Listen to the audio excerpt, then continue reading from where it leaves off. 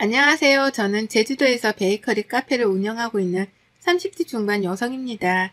오늘 비가 와서 그런지 오랜만에 카페가 한산하네요. 혼자 이렇게 여유를 부릴 때면 사연 채널을 즐겨보곤 하는데요. 마침 남편도 마트에 볼 일이 있어 자리를 비웠고 오랜만에 여유를 가져볼 겸 제가 좋아하는 음악을 틀어놓고 창밖을 바라보고 있더니 몇 년 전 제가 겪었던 기가 막힌 일이 생각나 여러분에게 들려드리면 좋을 것 같아 사연을 적어봅니다. 여러분들의 많은 사연을 보고 울고 웃고 또 위로가 되기도 했답니다. 제가 어떤 일을 겪었는지 궁금하지 않으세요? 그럼 지금부터 제 사연을 시작할게요. 저는 어려서부터 보육원에서 자랐습니다. 전라도에 있는 보육원이었는데 장터가 열리던 기차역에서 제가 발견되었다고 해요. 제가 발견된 무렵 지역에서 큰 축제가 열렸는데 아마 그때 부모님을 잃어버린 게 아닐까 생각되네요. 지금은 물론 친부모님과 제외해 행복한 삶을 살고 있어요. 사실 저에게는 생각하기도 싫은 이별의 아픔을 겪은 적이 있어요. 제가 들려드릴 사연이기도 하고요. 20살이 되면 보육원에서 더는 지낼 수가 없어요. 독립을 해야 하기 때문이죠. 엄마이자 아버지였던 선생님들 품을 떠나려니 막상 아쉬웠지만 언젠가는 겪어야 할 아픔이었기에 저는 덤덤한 척 하려고 무지 애썼습니다. 대학에 가고 싶은 마음은 컸지만 혼자 살아가야 하기에 돈을 벌어야겠다고 생각했어요. 공부보다 생계가 더 중요한 시점이었죠. 평소 빵순이로 불릴 만큼 빵에 대한 관심이 많았던 저는 제과 제빵 기능사 바리스타 자격증 공부를 취득했어요. 독립을 위해 선생님들이 마련해주신 방 한 칸 얻을 돈만 들고 서울로 올라와 무작정 앞만 보고 내달렸어요. 작은 옥탑방 하나를 어렵사리 구해 저만의 보금자리를 만들었고요. 경험을 쌓기 위해 동네 빵집, 카페 아르바이트 등 닥치는 대로 일을 했어요. 그러다 우연히 좋은 기회로 이름만 대면 알만한 제빵회사에 계약직으로 근무하게 되었어요. 정직원도 아니고 단기 계약직이었지만 저로서는 큰 영광이었죠. 지점별로 순환 근무를 하며 업무를 어느 정도 익혀나갈 때쯤이었어요. 회사는 대대적인 구조조정을 감행했고 정규직도 아닌 저는 당연히 그만둘 수밖에 없었습니다. 그래도 다행인 건지 큰 회사에서 일했던 경험 덕분인지 유명하다는 베이커리 카페에서 바리스타로 일을 하게 되었어요. 제빵사로 근무하길 희망했지만 바리스타로 근무하며 틈틈이 제빵 일도 도와달라 그러더라고요. 페이도 제 수준에서는 많았고요. 그렇게 업무에 적응을 해나갈 무렵 눈에 띄는 한 사람이 있었어요. 오후 2시가 되면 항상 커피와 함께 크루아상을 주문하는 손님이었어요. 제가 한참 일하는 시간이었고 자주 보던 탓에 자연스레 대화가 오가게 되었어요. 저보다 4살이 많았지만 말도 잘 통하는 것 같아 연락처를 주고받고 왕래하는 사이가 되었죠. 그 남자는 법대에 다니고 있었는데 동시에 사법고시를 준비하는 고시생이었어요. 매일을 마주치다 보니 서로에게 호감이 생겼고 연인으로 발전하게 되었죠. 데이트를 하는데 고시생이 신분이었던지라 남자친구는 돈이 없었어요. 사랑하는데 그까지 돈이 대수냐며 거의 모든 비용은 제가 부담했죠. 남자친구는 고시원에서 생활하고 있었습니다. 그런 사정을 잘 알기에 사랑하기에 아낌없이 퍼주었어요. 남자친구는 자신이 사법고시에 합격하면 저를 평생 책임지겠다고 약속했죠. 행복한 미래를 꿈꾸며 그렇게 사랑을 키워나갔습니다. 내가 사법고시 합격해서 변호사가 되면 우리 결혼하자. 내가 자기 행복하게 해줄게.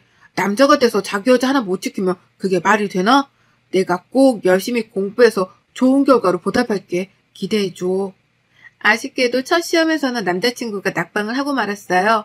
저는 그저 괜찮다며 남자친구를 위로해 주었고 남자친구는 저를 본 면목이 없다며 슬퍼했죠.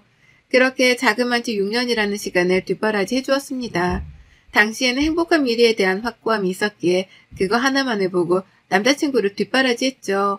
지금 생각해보면 저는 고아라고 치지만 남자친구는 자신의 집에 저를 단 한 번도 소개시켜 준 적이 없었어요. 조금이라도 의심을 했어야 했는데 왜 그땐 몰랐을까요? 남자친구를 만난 지도 6년차가 되던 어느 날 마지막이다 생각하고 치른 사법고시에 남자친구가 드디어 합격 소식을 알려왔어요. 저는 그 누구보다 기뻐해 주었고 남자친구도 이제야 좀 숨을 좀 쉬겠다며 안도의 한숨을 내쉬더라고요. 그렇게 연말에 사법연수원 입소를 앞두고 그 전까지 조금의 여유를 느끼라고 조언해 주었습니다. 저는 남자친구에게 고생했다며 원하는 것은 무엇이든 하라며 100만 원이라는 돈을 주었습니다. 형편이 넉넉지 않은 걸로 알고 있었기에 그동안 갇혀 지내다시피 힘들게 마음고생했으니 조금 편히 놀아보라는 의미에서였죠. 지금 생각해보면 제가 왜 그랬는지 의문이네요. 며칠의 시간이 지나 남자친구는 부모님께 인사를 가자고 하는 겁니다. 제가 9월을 안 좋게 보시면 어쩌나 하는 내심 불안한 마음이었죠. 하지만 조금이라도 잘 보이고 싶은 마음에 20만 원이라는 거금을 들여 난생 처음 비싼 원피스도 사 입었습니다. 그때는 무조건 남자친구와 결혼하고 싶었으니까요. 하지만 불길한 예감은 피해가질 않았어요. 남자친구의 집에 방문했는데 생각보다 많이 여유로운 생활을 하고 있더라고요. 강남에 있는 브랜드 아파트였기에 저는 현관에서부터 우아를 되새기며 집안에 들어섰죠. 남자친구가 있어서 그랬는지는 모르겠지만 예비 시어머니가 저를 상냥하게 맞아주시더라고요. 식사를 하고 차를 마시는데 남자친구가 잠시 전화를 받고 오겠다며 자리를 비웠습니다. 그랬더니 예비 시어머니의 표정이 확 돌변하시더니 어쩌다 너 같은 것이 우리 아들한테 틀러붙어서는 이라고 말씀하시는 게 아니겠어요? 저는 제가 잘못 들었나 싶어 어리둥절한 표정을 지었습니다. 뭘 그렇게 멍청하게 굴어? 네가 들은 게 맞아. 이제 곧 변호사 될 사람인데 니까지 게 카단키나 한다니? 듣자하니 너 코아라며? 어디서 근본도 없는 게 우리 아들을 넘봐? 태어나서 그 누구에게 고아라고 멸시를 받아본 적이 없었기에 그저 당황해 말도 안 나왔죠. 이 정도 눈치 줬으면 알아서 떨어지겠지. 장차 변호사 될 사람 앞길 망치지 말고 알아서 떨어져 줘. 좋은 혼차가 널리고 널렸는데 왜 너 따위랑 결혼을 하겠니? 좀 더 현실적으로 생각해봐라. 네가 우리 아들 짝으로 가당키는 한지. 라고 막말하는데 어찌할 줄 몰라 그저 우물쭈물할 뿐이었어요. 그렇게 남자친구 집에서 돌아온 뒤 왠지 모를 찝찝함에 잠을 이루지 못하는 날도 많아졌어요. 시간이 흘러 남자친구는 연수원에 입소를 하게 되었고 그때부터 연락이 잘 되지 않았어요. 처음에는 그저 하는 일이 바빠서 그러려니 했죠. 한 달, 2달, 그렇게 몇 개월을 잊을만 하면 한두 번 연락이 될까 말까 할 정도로 서로에게 소원해짐을 느꼈습니다. 그러던 어느 날 제가 일하던 카페로 저를 찾아온 손님이 있었어요. 상당히 예쁘고 도시적인 느낌의 여자였죠. 김진태 씨 여자친구죠? 나 이진아라고 해요. 진태 씨랑 연수원 동기고요. 아무래도 얼굴 보고 이야기하는 게 나을 것 같아서요. 나 진태 씨랑 곧 결혼해요. 그동안은 봐줬지만 이제 진태 씨 만나지 말아요. 내가 베푸는 마지막 배려예요. 머리를 망치로 한 대 얻어맞은 듯한 충격으로 저는 제대로 말도 하지 못했어요. 제가 믿지 못하겠다는 표정으로 바라보자 그 여자가 그러더군요. 우리 어려서부터 약혼했던 사이예요. 진태 씨 아버님이 식품업체 대표이신 거 알죠? 연수원 졸업하고 나면 바로 결혼식이에요. 한 달 뒤죠. 미리 단둘이 해두려고 찾아왔어요. 유부남 만나면 안 되잖아요. 무슨 말인지 더 잘 알 거라 생각해요. 더 이상 만나지 마세요. 그리고 이 정도면 보상은 섭섭지 않을 거라 생각해요. 가볼게요. 알고 보니 그 여자와는 이미 어렸을 때부터 집안끼리 결혼을 약속한 상태라고 했어요. 뒷바라지 해준 보답이라며 돈봉투에는 1,000만 원이 담겨 있었죠. 그동안의 시간이 주마등처럼 스쳐 지나가더라고요. 20대 청춘을 바쳐 남자친구 뒷바라지를 해주었던 내 소중한 시간들. 이러려고 개고생해서 일하고 돈을 벌었던 건 아닐 텐데 말이죠. 화도 났지만 남자친구에게 직접 말을 듣고 싶어 남자친구의 집으로 찾아갔어요. 도통 연락이 되지 않았던 터라 실례를 무릅쓰고 찾아간 거였죠. 남자친구의 엄마는 저를 보더니 여기가 어딘 줄 알고 오냐며 대뜸 물을 끼얹더라고요. 그 소리에 방에서 나온 남자친구는 너무도 당당하게 이야기하더라고요. 쥐나 만났다며? 그럼 어느 정도는 알아서 나가 떨어져야지. 구질구질하게 집까지 찾아오고 말이야. 네가 비련의 여주인공이야? 돈이 모자르니? 대충 계산해서 넉넉하게 넣었는데. 정말 끝까지 사람을 비참하게 만들더라고요. 더 이상 있으면 안 될 자리 같아 눈물을 머금고 집으로 돌아왔습니다. 차라리 뺨이라도 한 대 치고 돌아올 걸 후회하면서 눈물로 밤을 지새웠답니다. 카페에 출근도 하지 않은 채 며칠을 술을 마시며 보냈어요. 마음이 너무 힘든 나머지 보육원 선생님들과 같이 지냈던 동생들이 생각나더라고요.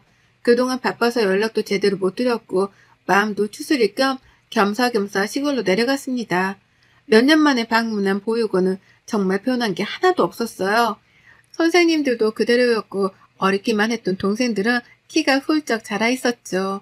따뜻한 밥을 먹으며 가족의 품으로 돌아오니 마음이 조금은 편해지더라고요. 그렇게 일주일 정도의 시간이 흘렀을까요? 어느 정도 마음을 추스렸기에 다시 서울로 올라갈 채비를 하고 있었습니다. 원장 선생님께서 저를 조용히 부르시더라고요. 긴히 할 말이 있다면서요. 무슨 일이세요? 원장 선생님께 묻자 우물쭈물하시며 한참을 고민하시더라고요.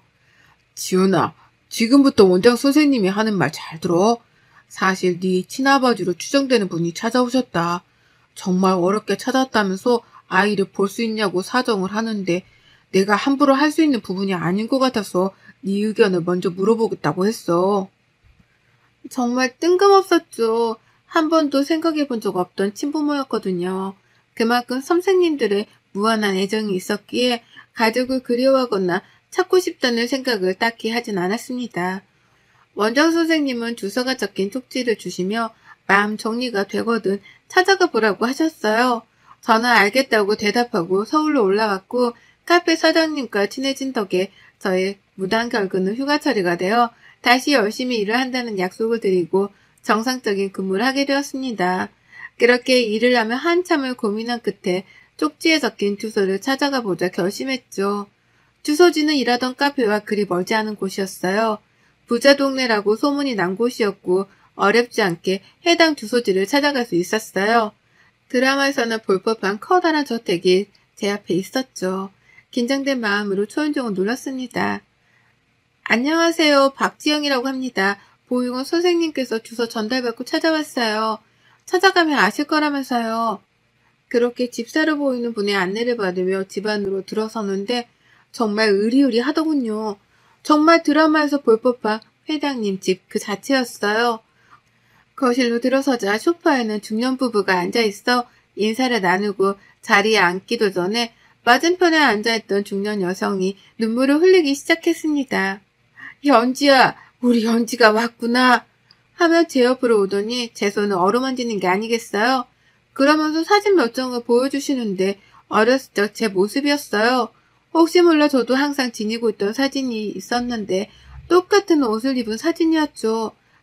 제가 발견됐을 당시 찍어두셨던 사진이었는데 정말 이럴 수 있나 싶을 정도로 얼떨떨했습니다. 중년 부부는 눈물을 흘리며 제 손을 어루만지시더니 우리 딸을 드디어 찾았네 하며 눈물을 흘리셨어요. 사실 제 손등에는 어렸을 때 어딘가에 대인 듯한 화상 흉터가 있는데요. 그 상처를 보시고는 친딸이라고 확신을 하셨답니다. 자신들과 폭죽놀이를 하다 생긴 상처라면서요. 저는 확실한 게 좋으니 유전자 검사를 해보자고 했고 며칠 뒤 친자관계가 성립한다는 통보를 받았습니다. 저도 처음에는 얼떨떨하기만 했지만 저에게도 가족이 있다는 사실에 안도했죠. 반가움일까요? 고마움일까요? 저도 눈물이 나더군요. 제 부모님을 부둥켜 안으며 태어나서 처음으로 어린아이처럼 펑펑 울었습니다.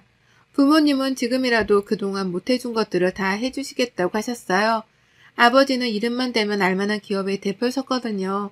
옥탑방을 정리하고 집으로 들어오라 하셨고 저는 바로 다음날 아버지가 보내주신 기사분과 짐 정리를 했습니다.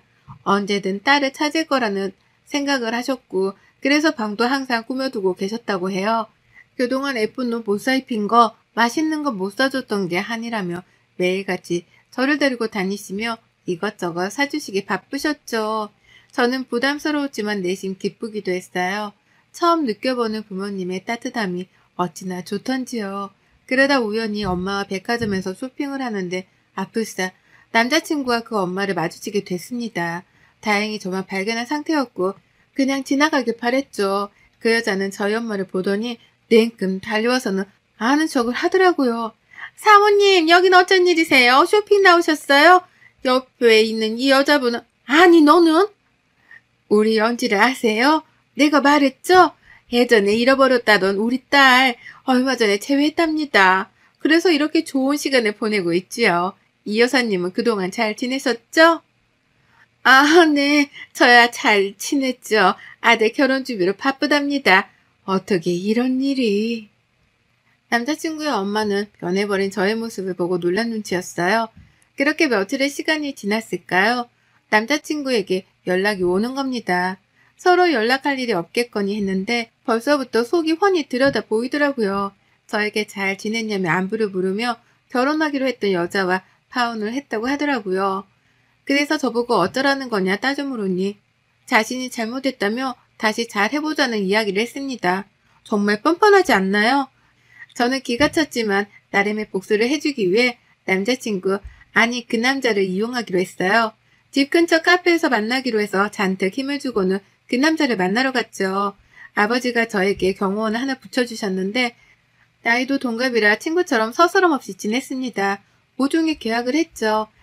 제 약혼자인 척 해달라고요. 일부러 백화점에 가서 최고급 정장으로 맞추고 아버지가 사주신 스포츠카를 카페 앞에 세워두고 밖에서 기다리게 했습니다. 아버지가 사준 차는 국내에도 몇 대 없는 차라 차에 관심 있는 사람이라면 누구든지 부러워할 만한 차였죠. 아무튼 카페에 들어서니 남자친구는 저에게 미안하다며 파리처럼 손발을 비비며 사과를 하더라고요. 그러면서 결혼을 다시 생각해보자고 서로 사랑했지 않냐며 이야기를 하는데 한 대 때리고 싶은 심정이었습니다.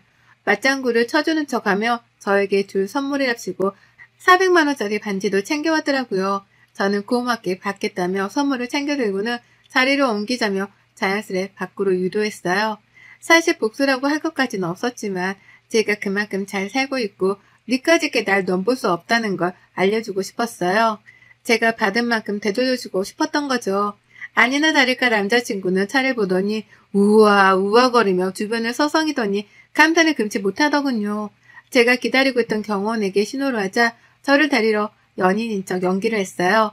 그 남자는 당황하며 얼굴이 시뻘개지더니 소리를 치기 시작했죠. 인사해, 내 약혼자야. 이제 알겠니? 너 따위는 나한테 어울리지 않아. 이 반지는 감사히 받을게. 팔아서 맛있는 거나 사 먹어야겠다. 고생해서 비위 맞춰주느라. 뭐? 너 이게 지금 날 갖고 논 거야? 야, 그 반지가 얼마짜린 줄 알고 그러는 거야? 반지라도 돌려줘. 이게 뭐 하는 짓이야, 지금? 이까진 일로 그렇게 화를 내며 쓰나. 그리고 이 반지 줬다 뺏는 게 어딨니? 아, 1000만원? 이 더러운 돈 가지고 있기도 싫었어. 그냥 반지랑 너 다 가져라. 구질구질하게. 정말 찌질하다 너. 어디 가서 너 같은 여자 만나서 꼭 결혼하길 바래. 나 만난답시고 약혼도 깨고 왔는데 어쩌냐? 너 변호사 인생 쫑치게 생겼는데. 그렇게 악다구니를 쓰며 소리치는 그 남자를 뒤로하고 저는 경호원과 함께 집으로 돌아왔어요. 통쾌할 줄 알았지만 꼭 그렇지만은 않더라고요. 그들과 제가 다르지 않는 게 뭐가 있나 괜히 그랬나 후회도 되더라고요. 끈질기게 연락을 해왔지만 이 사실을 부모님께 알렸어요. 부모님이 왜 이제서야 말했냐며 남자친구네 집안에 투자하기로 했던 투자금도 회수하시고 배워먹지 못한 집안이라며 거래할 가치가 없다고 완전히 인연을 끊었습니다. 내 이것들을 그냥 감히 내 귀한 딸한테 그런 모욕을 주다니. 그건 나를 모욕한 거나 마찬가지야. 김비서, 당장 이변한테 연락 넣어서 모든 조치는 다 취하도록 하게. 그리고 그쪽에 투자하기로 했던 건 생각해보기로 했던 차였는데 그냥 없던 일로 하지. 우리 집안의 무시한 대가가 무엇인지 알려줄 필요가 있겠구만. 겨울이 지나고 봄이 오더군요. 아버지는 이제 일을 다닐 만큼 다녔으니 저만의 사업을 해보는 게 어떻겠냐고 하셨어요. 저는 오랫동안 꿈꾸었던 베이커리 카페 창업을 하기로 결심했죠. 카페에서 10년 정도 일했고 공부도 어느 정도 했으니 이제는 때가 되었다 생각했죠. 솔직히 돈이 없어 카페를 차릴 생각은 엄두도 못 냈었거든요. 저는 저만의 인생을 살아보고 싶어 아버지께 투자금을 받아 제주도에 베이커리 카페를 차렸어요. 개업을 한 달 정도 앞둔 시점 미리 내려가 제주도 생활에 적응하고 싶어 떠날 준비를 했어요. 더 이상 경호원도 필요 없었기에 저를 위해 근무해준 친구에게 마지막 인사를 건넸죠. 그렇게 저는 제주로 내려갔습니다. 1년 정도의 시간이 지나고 어느 정도 자리를 잡았을 무렵 카페로 손님이 찾아왔습니다. 저를 경호해주던 그 친구였어요. 제가 제주도로 떠난 뒤 마음을 접으려 했지만 그러지 못했다며 제게 이야기하더라고요. 어떻게든 잊어보려 노력했지만 그게 잘 안 되더라고. 회장님께 그만둔다 말하고 여행도 다녀보고 미친 듯이 운동도 해봤지만 그래도 생각나더라. 그래서 가만히 있으면 안 될 것 같아 거절당하더라도 내 마음 전하고 싶었어. 이렇게 얼굴 보니 마음이 놓이네. 그동안 잘 지냈지? 당장은 연애할 생각이 없었지만 그 친구가 저를 따라 제주도까지 내려와 마음을 고백하는데 솔직히 조금 흔들렸습니다. 그렇게 조금씩 서로에 대해 알아가기로 했죠. 지금은 그 사람이 제 남편이 되었고요.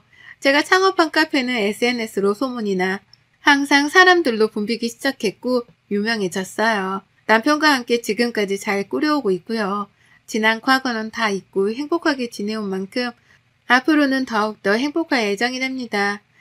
내년에는 둘에서 셋이 될 예정이기도 해요. 제 긴 사연을 들어주셔서 감사합니다. 여러분도 행복하세요? 여러분의 생각은 댓글로 남겨주세요. 오늘도 시청해주셔서 정말 감사합니다.